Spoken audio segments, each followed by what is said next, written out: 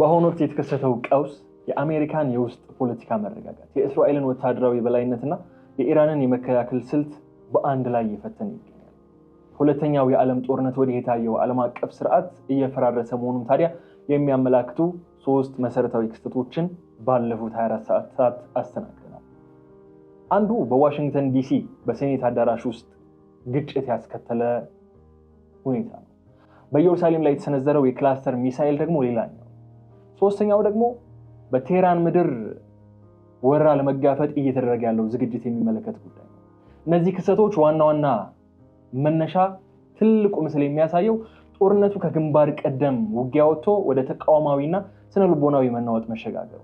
የቀዳሚው ጉዳይ አንድምታ ስንመለከት በዋሽንግተን የሴኔት ንዑስ ኮሚቴ ውስጥ በሴናተር ቲም ሺሂና በቀድሞው ማሪን ወይም የአሜሪካ የባህር ኃይል አባል የነበረው ብራያን ማክጌንስ መካከል የተፈጠረው ግጭት የአሜሪካ የውጭ ፖሊሲ በውስጥ ፖለቲካዊ መከፋፈል ምክንያት ሽባ እየሆነ መምጣቱን የሚያሳይ ጂኦፖለቲካዊ የውድቀት ምልክት ተደርጎ ተወስዷል።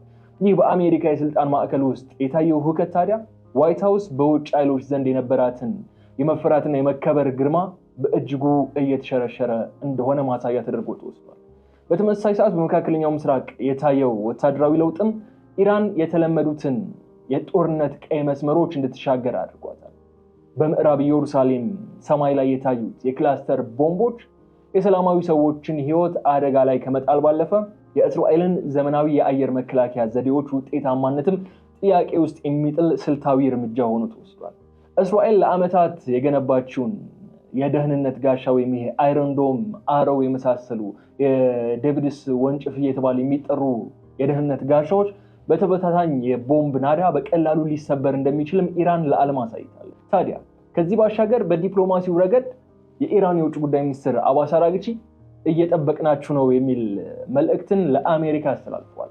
ይህ ንግግር ኢራን የመታረቅ ፍላጎት እንደሌላትና አሜሪካ ወደ መውጫ የሌለው የምድር ጦርነት ለመሳብ ስትራቴጂካዊ ዝግጅቷን ማጠናቀቋን የሚያሳይ ሆኖ ተገኝቷል። አባስ አራግቺ በዚህ አነጋጋሪ ቃለ መጠይቃቸው ኢራን ይህንን የምታደርገው በቴክኖሎጂ ካላት ድክመት ይልቅ በምድር ውጊያ ላይ ያላትን የሰው ኃይልና የመልክዓ ምድር አመቺነት ተጠቅማ አሜሪካን ለማዳከም እቅድ በመያዝ ነው የሚሉ ሐሳቦችም እንዲነሱ አድርጓል። በጥቅሉ ሲታይ ግን ዓለም አቀፋዊ ውጥረት አሁን ላይ ወደማይመለስበት ደረጃ ወይም ፖይንት ኦፍ ኖ ሪተርን ደርሷል። በዋሽንግተን ያለው አሁን ብቅ እያለ ያለው የውስጥ ክፍል፣ በኢየሩሳሌም እየታየ ያለው አዲስ የጦርነት ቴክኖሎጂና አማራጭ ብሎም ከቴህራን የተሰማው የአባስ አራግቺ ደፋር ማስጠንቀቂያ ተደምረው ይህ ቀውስ አዲስ የዓለም ስርዓት እንዲወለድ ወይም ደግሞ ታላቅ ጥፋት እንዲከሰት መንደርደሪያ ስለመሆኑ እያመላከቱን የሚገኙት። ታዲያ የተከበራችሁ የገበያ ሚዲያ ተከታታዮቻችን እኛም በዛሬው ዕለት እነዚህን ሶስት ጉዳዮች መነሻን በማድረግ በዝርዝር እንመለከታችኋለን። ከእናንተ ጋር አብረን ቆይታ እናደርጋለን። እናንተም አብራችሁን በመቆየት ሐሳብ አስተያየቶቻችሁን በኮሜንት መስጫው ላይ እንድታስቀምጡልን ደግሞ እንጋብዛችኋለን። የገበያ ሚዲያን የዩቲዩብ ገጽ ላይክ፣ ሼር እና ሰብስክራይብ ማድረጋችሁን ደግሞ እንዳትረሱት ማለት እወዳለሁ። ከተከታዩ አጭር መሸጋገሪያ በኋላ ተመልሼ ስመጣ በዝርዝር ጉዳዮች እንገናኛለን። መልካም ቆይታ።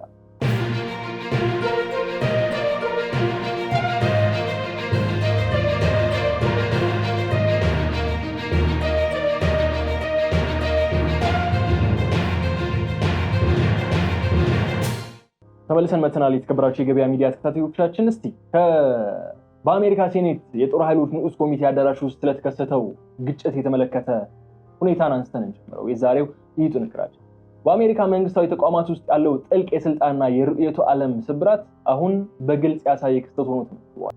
የሞንታናው ሴናተር ቲም ሺሂና የቀድሞው የባህር ኃይል ወታደር ወይም ማሪን ብራያን ማክጌንስ ፊት ለፊት ነው የተጋጠመው። ይህ ደግሞ ዋሽንግተን በውጭ ሀገራት ለምታደርገው ወታደራዊ ጣልቃ ገብነት በሀገር ውስጥ ያላትን የህዝብ ድጋፍ ማጣቷን የሚያሳይ ትልቅ ነገር ሆኖ ተስተውሏል። ከዚህ ባሻገር ይህ ክስተት በተለይ በከፍተኛ የመንግስት የስልጣን እርከን ላይ የሚገኙ ግለሰቦች ራሳቸውን ወደ አካላዊ ግጭት ውስጥ ሲያስገቡ መታየታቸው በአሜሪካ የፖለቲካ ባህል ውስጥ ያለውን የስልጣኔ ልጓም መበጠሱንና ተቋማዊ አሰራር በስሜታዊነት መተካቱን ለዓለም አቀፉ ማህበረሰብ ያበሰረም አሳዛኝ ትዕይንት ሆኗል። ይህ አሁን እያያችሁት ያላችሁትን ትዕይንት ማለት። ታዲያ የዚህ ግጭት ትርጉም ምንድነው የሚለውንና ብራያን ማክጌንስ ምን የሚል ሐሳብ ሲያነሳ ነው ወደዚህ ግጭት ውስጥ የተገባው?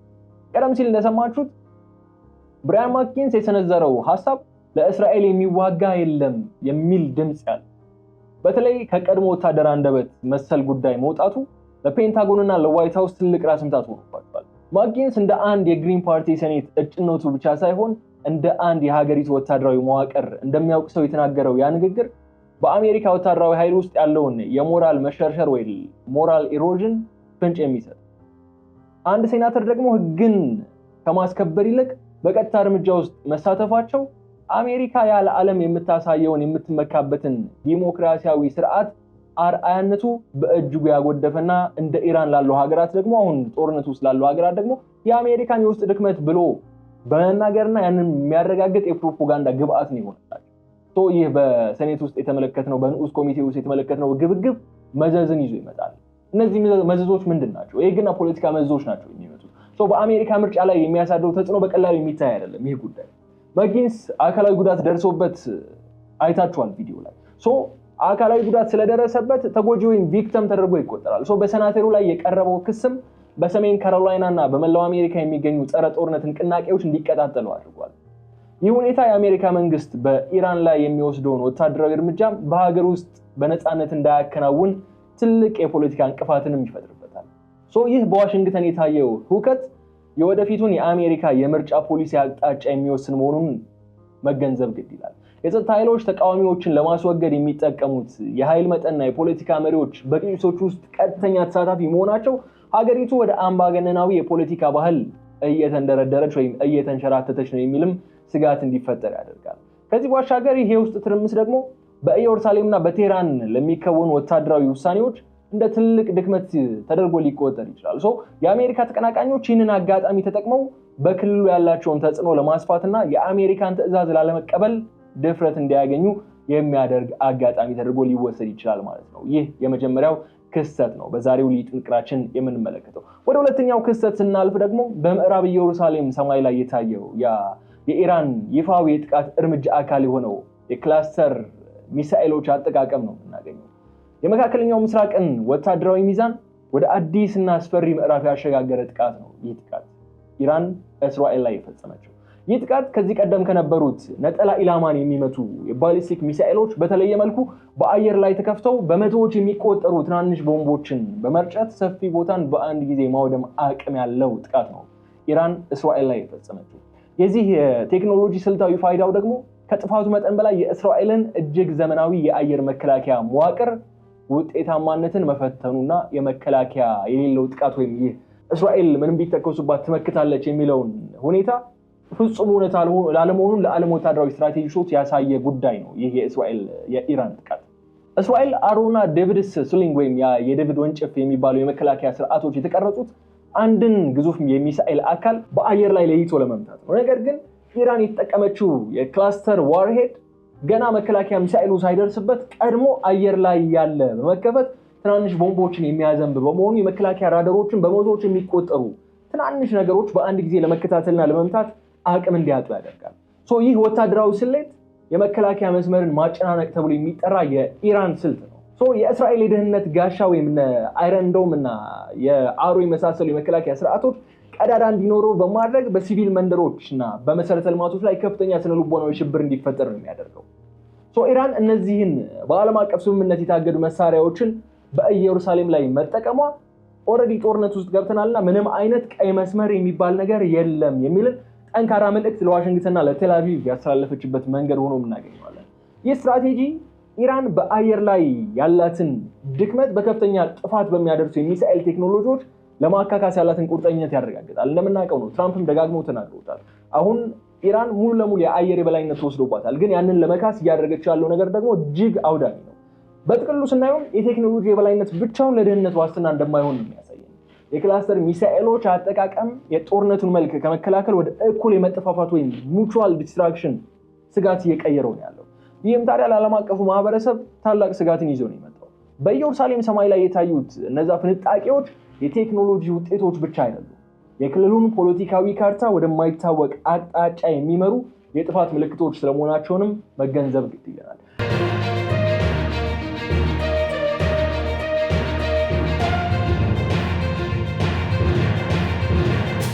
ይህንን አንስተን ደግሞ ወደ ሶስተኛው የዕለቱ ዋነኛው አጀንዳችን እናመራለን።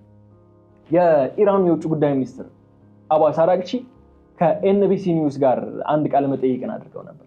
ቃለ መጠይቃቸው ታዲያ ተራ ዲፕሎማሲያዊ ቃላትን በመጠቀም የተሰጠ መግለጫን ሳይሆን በጥንቃቄ የተቀመረ የስነ ልቦና ጦርነት ስልት ተደርጎ ሊወሰድ የሚገባ ነው። ያ ቃለ መጠይቅ አባስ አራግቺ አሜሪካ የምድር ወረራ ብታደርግ ትፈራላችሁ ወይ? ታደርግብናለች ብላችሁ ትሰጋላችሁ ወይ? No, we are waiting for them. እየጠበቅናቸው ነው። No, we are waiting for them በማለት አስደንጋጭ ጋዜጠኛው ምን እንደሚጠይቅ ቀጣዩ ጥያቄው ምን መሆን እንዳለበት ግራ ሲገባው ድረስ ነው አስደንጋጭ ምላሽ ይሰጣል። ኢራን ከጥንታዊ የፋርስ ወታደራዊ ስልት በመነሳት የጠላትን ኃይል ወደ ራሷ መጫወቻ ሜዳ ለመሳብ ፍላጎት እንዳላት የሚያሳይ ክስተት ነው። ይህ ንግግር በዋሽንግተን የሚገኙ ወታደራዊ ስትራቴጂስቶች ስለ ምድር ወረራ ወይም ግራውንድ ኢንቬዥን ያላቸውን ስጋት እንዲጨምርና የውሳኔ አሰጣጥ ሂደታቸው በጥርጣሬ እንዲሞላ ለማድረግ የታለመ ነው። አሜሪካ በተለያዩ አካባቢዎች መሰል ግራውንድ ኢንቬዥኖችን አድርጋ የገጠማትን ስለሚያውቁ ማለት ነው። ይህ የአባስ አራግቺ እየጠበቅን ነው የሚለው ስልታዊ ንግግር ኢራን ከአሜሪካ ጋር በአየርና በባህር ኃይል መወዳደር እንደማትችል በግልጽ አምና ጦርነቱን ወደ ምድር ውጊያ ለመቀየር መወሰኗን የሚያረጋግጥ ነው። በጂኦፖለቲካዊ እይታ ኢራን አሜሪካን ወደ ግዛቷ በማስገባት ለረጅም ዓመታት የሚዘልቅና ከፍተኛ የአሜሪካ ወታደሮችን ህይወት የሚጠፋበት የሚያልቁበት የከተማ ውጊያ ውስጥ ለመግባት እቅድ እንዳላት ያሳያል። ይህ ስትራቴጂ አሜሪካ በአፍጋኒስታንና በኢራቅ ከደረሰባት ውድቀት እንድትማርና በኢራን ላይ የምትወስደው እርምጃም በከፍተኛ ጥንቃቄ እንድታጤነው የሚያስገድድ የፖለቲካ ወጥመድ ነው። ከዚህ በተጨማሪ አባስ አራግቺ አሜሪካን ሀቀኛ ያልሆነች በማለት በመፈረጅ ነው የዲፕሎማሲውን በር በይፋ ይዘጉት።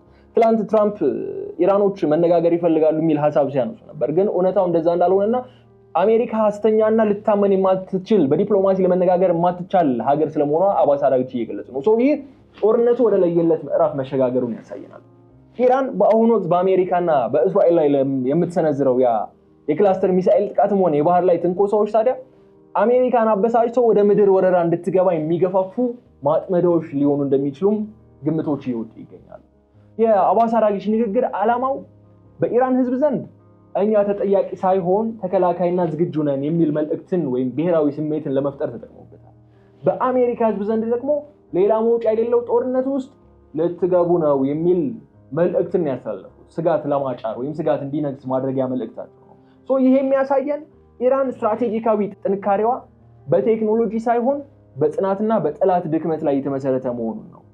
አባስ አራግቺ የገለጹት እየጠበቅናችሁ ነው የሚለው መልእክት በፋርስ ፖለቲካ ውስጥ ትልቅ ትርጉም ያለው ነው ሆኖ የምናገኘው። ይህም ጠላት በራሱ ስህተትና በጊዜ ሂደት እንዲዳከም የሚያደርግ ልዩ ጥበብ ነው። ይህ የስነ ልቦና ጦርነት በዋሽንግተን የስልጣን ኮሪደር ውስጥ ያለውን ውጥረት ከፍ በማድረግ የአሜሪካ መሪዎች በወታደራዊ እርምጃና በዲፕሎማሲያዊ ኪሳራ መካከል እንዲዋዥቁ እያደረጋቸው የሚገኝ እርምጃ ነው። የኢራን የውጭ ጉዳይ ሚኒስትር አባስ አራግቺ ከኤንቢሲ ኒውስ ጋር በነበራቸው ቆይታ ያስተላለፉት እየጠበቅናችሁ ነው የሚለው ንግግር ከዛ በስተጀርባ ያለው ወታደራዊ ፍልስፍና ስንመለከተው የኢራንን ኢተመጣጣኝ የጦርነት ስልት ወይም አሲሜትሪክ የምንለውን ዋርፌር በግልጽ የሚያንጸባርቅ ነው። ኢራን ከአሜሪካ ጋር በአየር ኃይል በቴክኖሎጂ ወይም በባህር ላይ ቀጥተኛ ግጭት ውስጥ ገጥማ ማሸነፍ እንደማትችል ጠንቅቃ ታውቃለች። የቴህራን ዋና ስትራቴጂ ጦርነቱን አሜሪካ ጠንካራ ካልሆነችበትና ከፍተኛ ዋጋ ከምትከፍልበት የምድር ላይ ውጊያ እዛ ላይ ማድረግ ነው። የምድር ውጊያ ሜዳ ላይ እንዲወሰን ማድረግ ነው። ይህ ስልት የጠላትን የቴክኖሎጂ የበላይነት በሰው ኃይል ብዛት፣ በመልክዓ ምድር አስቸጋሪነትና በረዥም ጊዜ ድካም የመመከት ጥበብ ነው። ኢራን አሁን ወደዛ ነው እያመራች ያለችው። ይህ ስትራቴጂ ታዲያ ሶስት ዋና ዋና ምሰሶዎች ናቸው። የዚህ ስትራቴጂ ዋና ዋናዎቹ ምሰሶዎች አንደኛው ስትራቴጂክ ደብዝ የምንለው ስትራቴጂካዊ ጥልቀት ነው። ይህም አሜሪካን ወደ ኢራን ሰፋፊ ተራራማ ቦታዎችና ውስብስብ ከተሞች ውስጥ በመሳብ ወታደሮቿን መበተንና ለደፈጣ ጥቃት ማጋለጥ ነው የመጀመሪያው ስትራቴጂ። ሁለተኛው የረጅም ጊዜ ድካም መፍጠር ነው። ጦርነቱ ለአስርተ ዓመታት በማራዘም በአሜሪካ ህዝብ ዘንድ የጦርነት ስልችት እንዲነግስና መንግስት በፖለቲካዊ ጫና ጦሩን እንዲያስወጣ ማስገደድ ነው። ከብዙ ኪሳራ ከብዙ ቢሊዮን ዶላሮች ወጪ በኋላ ማለት ነው። ሶስተኛው ደግሞ የአካባቢ ኃይሎች ተሳትፎ ማብዛት ነው። እነዚህ የፕሮክሲ ፎርሶችን ማብዛት። አሜሪካ በኢራን ምድር ላይ በምትዋጋበት ወቅት በክልሉ ያሉ ሌሎች የአሜሪካ ጥቅሞች በሙሉ እንዲጠቁ በማድረግ ጦርነቱን ቀጠናዊ የማድረግ ስልት ነው። ደግሞ የኢራን ወታደራዊ ዝግጅት አሁን ላይ የሚያተኩረው በሚሊዮን የሚቆጠሩ የባሲጅ በጎ ፈቃደኛ ወታደሮችን በማሰልጠንና ከተሞችን ወደ ምሽግ በመቀየር ላይ ነው። አራግቺ አሜሪካን ወደ ምድር ጦርነት እየጋበዙ ያሉት አሜሪካ እዚያ ደረጃ ላይ ስትደርስ በዘመናዊ መሳሪያዎቿ የምታገኘው ጥቅም ስለሚቀንስ ነው። አድቫንቴጁ ሚዛናዊ ስለሚሆን ነው። በከተማ ውጊያ ውስጥ አንድ ዘመናዊ ታንክ ወይም አይሮፕላን በቀላል የጸረ ታንክ ሚሳኤል ወይም በደፈጣ ተዋጊ ሊመታ የሚችልበት እድልን ይፈጥራል። ኢራን ይህንን እድል የምታገኝበት አጋጣሚ ካለም ፕላስ ነው ለሷ። ይህ ሁኔታ ደግሞ አሜሪካ በቪየትናምና በሶማሊያ የደረሰባትን አይነት ውርደት በኢራን ምድር ላይ እንድትደግም ለማድረግ የታለመ ወጥመድ ስለመሆኑ የሚያጠያይቅ ነገር አይደለም። ይህንን ጉዳይ በጥቅሉ ስንመለከተው ኢራን ጦርነቱን ወደ ህልውና ትግል ቀይረዋለች። አሁን ኢራን ትጥፋ ወይስ ምን የሚሉ ጥያቄዎች እየተነሱበት ያለው ነው። ኢራን ይህንን የህልውና ትግል አድርገዋለች። አሜሪካ ይህ ጦርነት የውጭ ፖሊሲ ምርጫዋ ነው። ለኢራን የህልውና ጉዳይ ነው። ለአሜሪካ የውጭ ፖሊሲ ነው፣ ለኢራን የህልውና ነው። ይህ የስነ ልቦናና የስልት ልዩነትም አሜሪካ በምድር ወረራ ላይ የምታደርገውን ውሳኔ እጅግ አደገኛ ያደርገዋል። አራግቼ የገለጹት ያ እየጠበቅናችሁ ነው የሚለው አነጋገር ተራ ፉከራ ሳይሆን አሜሪካ በታሪኳ አይታው በማታውቀው ረጅምና ደም አፋሳሽ ጦርነት ውስጥ ለመቅበር የተዘረጋ ስልታዊ ወጥመድ መሆኑ ልብ ልንል ይገባል።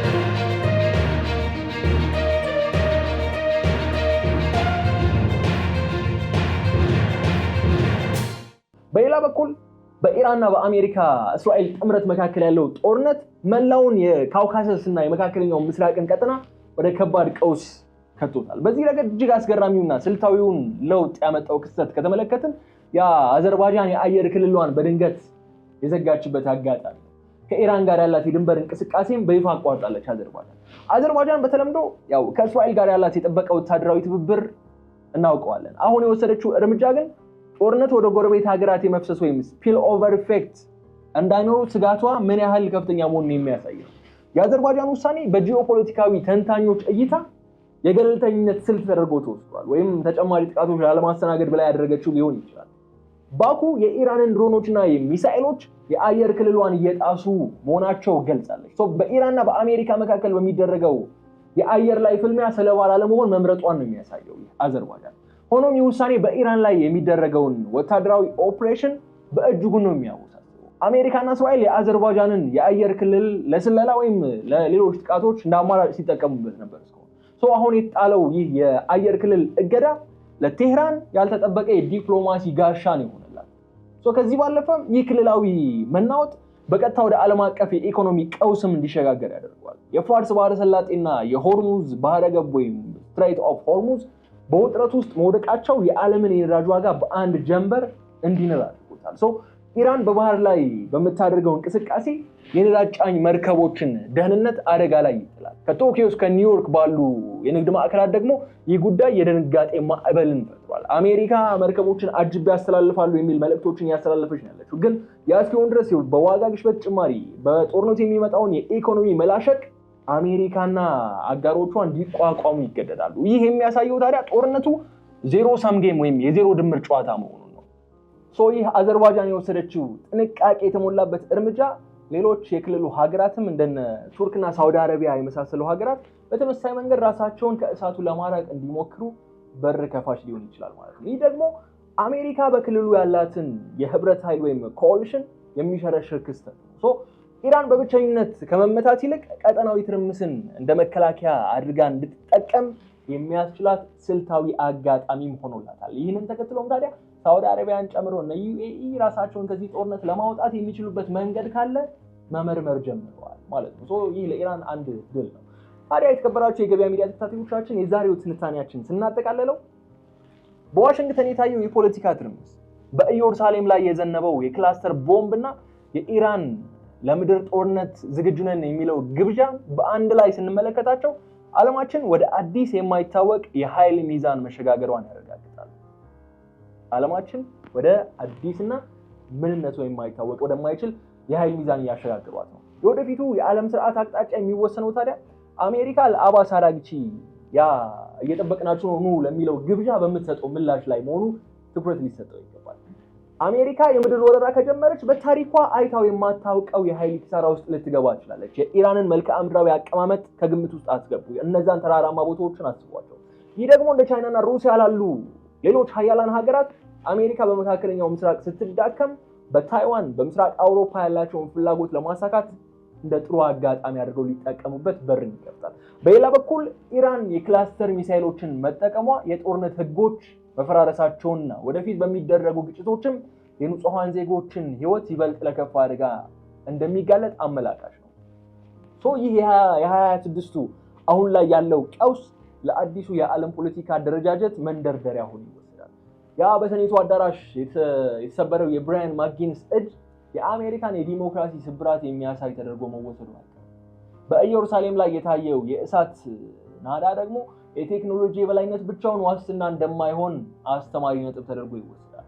ዓለማችን አሁን የምትገኘው በታላቅ ጥፋትና በአዲስ ስምምነት መካከል ነው። ሁለቱም ላይ ነው ያለችው፣ ጠባብ መስመር ላይ ነው ያለችው በማለት በሚቀጥሉ ሳምንታት የሚወሰዱት እርምጃዎች ደግሞ የሰው ልጅን ወደ ሰላም ወይስ ወደ ሶስተኛው የዓለም ጦርነት ሊመሩት ይችላሉ የሚለው በጉጉት እንዲጠበቅ የሚያደርገው ይሆናል ማለት ነው። ይህንን ብለን ታዲያ የተከበራችሁ የገበያ ሚዲያ ተከታታዮቻችን የዕለቱን የሊጥ ንቅር መሰናዶአችንን እዚህ ላይ ነው የምንቋጨው። ከገበያ ሚዲያ ጋር አብራችሁ ስለቆያችሁ እጅግ አድርጌ ያመሰግናችኋለሁ። ቆይታችን እንዴት ነበር? እንዴት አያችሁት? ወደዳችሁት? ምን ይጨመር ምን ይቀነስ የሚለውን ደግሞ በኮሜንት መስጫው ላይ ሐሳብ አስተያየቶቻችሁን እንድታስቀምጡልን፣ ቪዲዮን ከወደዳችሁት ላይክ እንድታደርጉ፣ ቻናላችንም ሰብስክራይብ በማድረግ ቀጠናዊ ሀገራዊና የኢትዮጵያ ብሔራዊ ጥቅምን መሰረት ያደርጉ መረጃዎች እንዲደርሷችሁ ብሎም እንደዚህ አይነት ወቅታዊ የሆኑ ጉዳዮች ለማድመጥ ስትፈልጉ ሁሌም ገበያ ሚዲያ ያደርሳችኋል። ስለዚህ ሰብስክራይብ ማድረጋችሁን እንዳትረሱ፣ ለወዳጅ ዘመዶቻችሁም ሰብስክራይብ እንዲያደርጉ ሼር አድርጉላቸው በማለት የዛሬውን ልዩ ጥንቅሬን እዚህ ጋር እቋጫለሁ። በቀጣይ በሌሎች ጉዳዮች መልሰን እስክንገናኝ ድረስ ታዲያ መልካም ሁሉ ለእናንተ እየተመኘው እዚህ ጋር ነው የምሰናበተው።